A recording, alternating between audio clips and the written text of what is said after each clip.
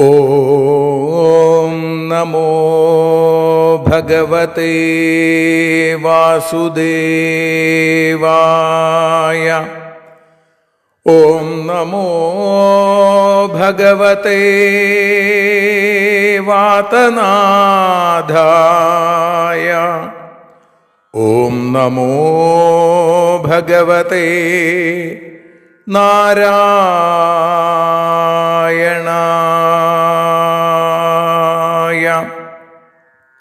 ഏവർക്കും നാരായണീയ മധുരം ആസ്വദിക്കാൻ ഒരിക്കൽ കൂടി സ്വാഗതം. മൂകം കരോതി വാചാലം പങ്കും ലംഘയതേ ഗിരിം യൽകൃപാതമഹം വന്ദേ പരമാനന്ദമാധവം. അഖിലാനപരാധാന്മേ ക്ഷമസ്വ കരുണാനിധേ പ്രസീദ മൽഗുരോ നാഥ ജനകായ നമോ നമഃ. അഖിലാനപരാധാന്മേ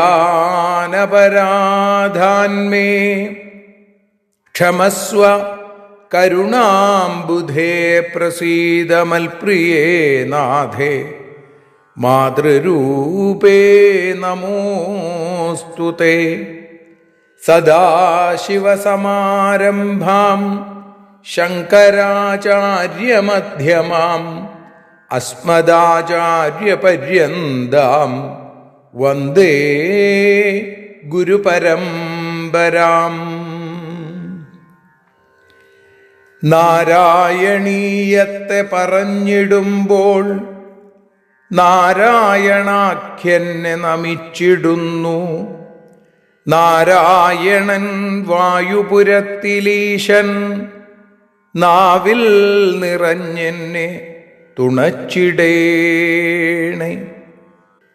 മോക്ഷക്കടൽ ഭാഗവതം പ്രസിദ്ധം മെല്ലെ കടഞ്ഞു നവനീതമഹോ ലഭിച്ചു. മന്നിൽ നരന്നു ഹരിഭക്തി ലഭിക്കുവാനായി മേൽപുത്തുരേക്ക് സദയം ശുഭ സ്തോത്രകാവ്യം.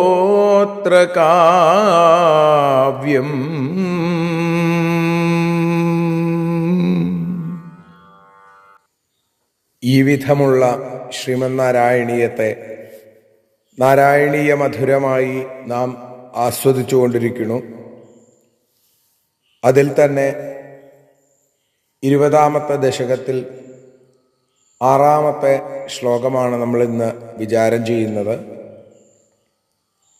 ഇവിടെ ഋഷഭദേവന്റെ കഥ അതാണ് നമ്മൾ കേട്ടുകൊണ്ടിരിക്കുന്നത്. ആദ്യം ശ്ലോകം, അതിനുശേഷം അതിൻ്റെ അന്വയാർത്ഥങ്ങൾ, തുടർന്ന് വീണ്ടും ശ്ലോകം ഒരിക്കൽ കൂടി ചൊല്ലി ഭാഷാഗാനമായിരിക്കുന്ന ശ്രീഹരിയം പാടി നമുക്ക് സമർപ്പിക്കാം. ജിതേന്ദ്രദത്താം കമനീം ജയന്തീമധോദ്വഹന്നാത്മരതാശയോപി അജീജനസ്തത്ര ശതം തനൂജാൻ യേഷാം ക്ഷിതീശോ ഭരതോഗ്രജന്മാം. അധ ആത്മരതാശയഃ അപി ജിതേന്ദ്രദത്താം കമനീം ജയന്തീം ഉദ്വഹൻ തത്ര ശതം തനൂജാൻ അജീജന യേഷാം ക്ഷിതീശഃ ഭരത അഗ്രജന്മാം. അധ ആത്മരതാശയ അപി. അധ ത്വം ആത്മരതാശയഃ അപി. അതിനുശേഷം അവിടുന്ന് ബ്രഹ്മനിമഗ്ന ഹൃദയൻ ആണ് എങ്കിലും ആത്മരതി, അതിൽ മുങ്ങിയവനാണ് എങ്കിലും ആത്മാരാമനാണെങ്കിലും ജിതേന്ദ്രദത്താം കമനീം ജയന്തീം ഉദ്വഹൻ, ജയിക്കപ്പെട്ട ഇന്ദ്രനെ തോൽപ്പിച്ചു. അപ്പോ ഇന്ദ്രന് വല്ലാത്ത നാണക്കേടായി. മഴ പെയ്യിക്കാതെ ഋഷഭദേവനെ തോൽപ്പിക്കാൻ നോക്കിയതാണ്, പക്ഷേ സാധിച്ചില്ല. സ്വയോഗശക്തിയാ സ്വവർഷം സുവർഷം വ്യദധ എന്നാണ്.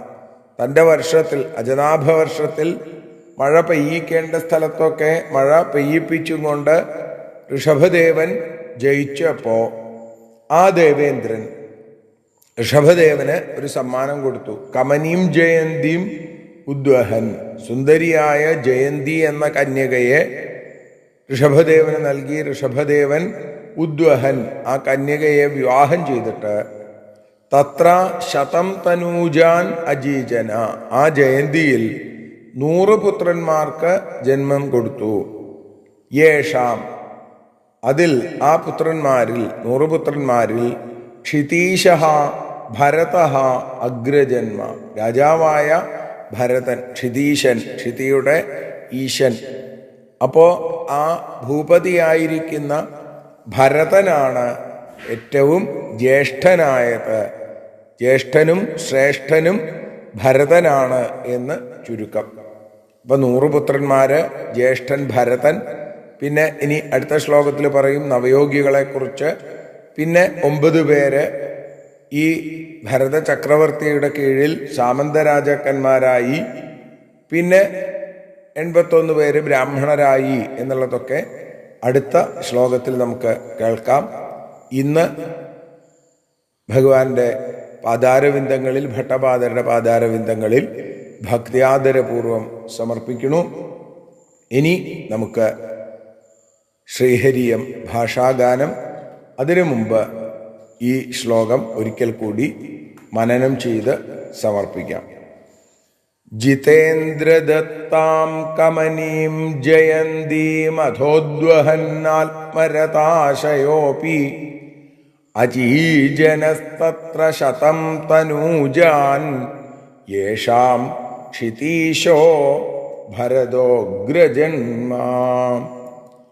നാരായണ നാരായണ നാരായണ നാരായണ നാരായണ നാരായണ ഋഷഭമൂർത്തേ.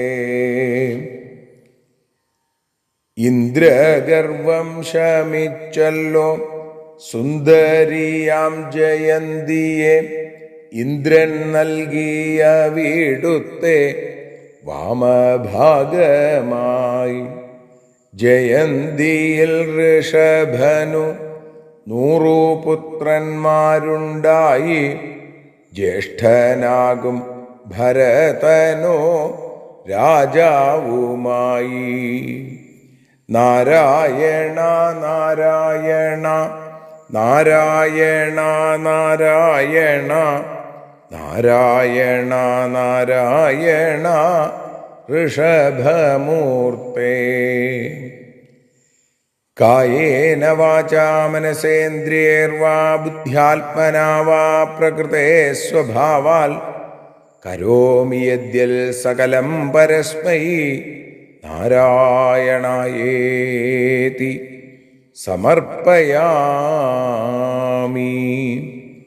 സ്വസ്ത്യസ്തു തേ കുശലമസ്തു ചിരായുരസ്തു ഗോത്രാഭിവൃദ്ധി ധനധാന്യസമൃദ്ധിരസ്തു ഐശ്വര്യമസ്തു ബലമസ്തു രിപുക്ഷയോസ്തു വംശേ സദൈവ ഭവതാം ഹരിഭക്തിരസ്തു സർവത്ര.